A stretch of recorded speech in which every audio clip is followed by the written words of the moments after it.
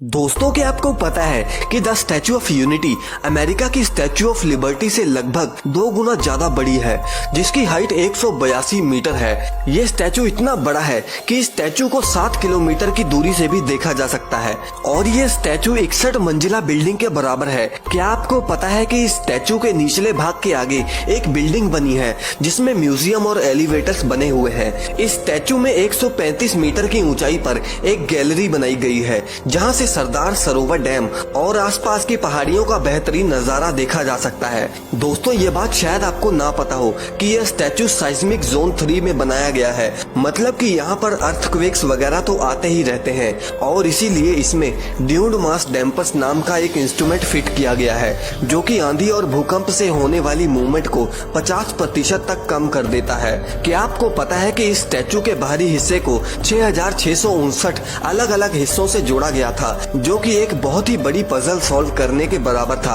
अब आप ये सोच रहे होंगे कि आखिर इतनी खूबियों के बाद भी ये स्टैचू फेल कैसे हो गया। दरअसल दोस्तों आपकी जानकारी के लिए मैं बता दूं कि इस स्टैचू को 3000 करोड़ रुपयों में तैयार किया गया था, जिसमें सिर्फ स्टैचू की कीमत 1350 करोड़ रुपए है, जो कि 180 मिलियन डॉलर्स के बराबर है। लेकिन आपको कंपैरिजन के लिए मैं बता दूं कि इससे पहले वर्ल्ड का सबसे ऊंचा स्टैचू चाइना के स्प्रिंग टेम्पल में लॉर्ड बुद्धा का स्टैचू था। ये बात आपको हैरान कर देगी कि वो पूरा का पूरा स्टैचू 55 मिलियन डॉलर्स में बनाया गया था और सिर्फ स्टैचू की कीमत की बात करें तो वो थी 18 मिलियन डॉलर्स। अब आप इस कंपैरिजन पर नजर मारिए कि वर्ल्ड का दूसरा सबसे ऊंचा स्टैचू 18 मिलियन डॉलर्स में बना था, लेकिन इस दुनिया का सबसे ऊंचा स्टैचू 180 मिलियन डॉलर्स में बना था, मतलब कि 10 गुना ज्यादा पैसों में। अब कुछ लोगों का ये मानना होगा कि ये सारे पैसे तो रिकवर हो ही जाएंगे जब यहाँ पर टूरिस्ट घूमने फिरने आएंगे, लेकिन official press release statue of unity की तरफ से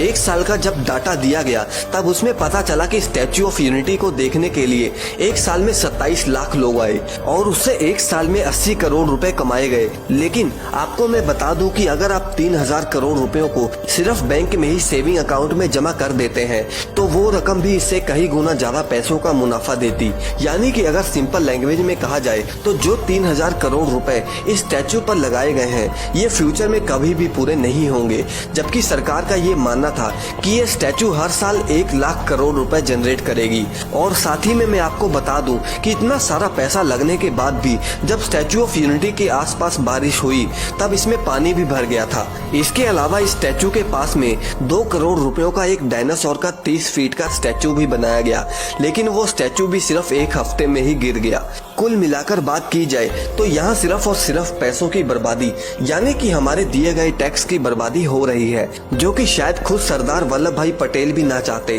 और आपको मैं बता दूं कि इतने पैसों में Sardar Patel memorial, medical college, university, sports park, library, hospital के अलावा भी बहुत कुछ बनाया जा सकता था। अब कई लोगों का ये मानना है कि भले ये स्टैचू पैसों की सेंस में अच्छी रिटर्न ऑफ इन्वेस्टमेंट ना हो, लेकिन ये एक बहुत ही अच्छी टूरिस्ट साइट है जो कि लोगों को नौकरी भी प्रोवाइड कर रही है। लेकिन अगर नौकरी प्रोवाइड करना ही मेन मोटिव होता तो इसे और भी अच्छे सेंस में किया जा सकता था, जैसे कि अगर सरकार स्किल डेवलपमेंट सेंटर खोल लेती तो और भी ज्यादा लोगों को जॉब्स मिल सकती थी। और साथ ही में आपको ये तो पता ही होगा कि ये सभी टूरिस्ट अट्रैक्शन पिछले 2 सालों से कोरोना काल में बंद ही पड़े हुए हैं, और अगर इसे टूरिस्ट अट्रैक्शन के मोटिव से बनाया गया है तो इतने पैसों में तो और भी काफी शानदार स्टैचू बनाया जा सकता था। जैसे कि आप इस स्टैचू को देखिए, इस स्टैचू को 100 करोड़ रुपयों में बनाया गया है, जो कि एक काफी पॉपुलर टूरिस्ट अट्रैक्शन है। दोस्तों इसके साथ साथ ये भी कहा जाता है कि इतनी महंगी मूर्ति बनाने के बाद भी इस मूर्ति में दरारें पड़नी शुरू हो गई।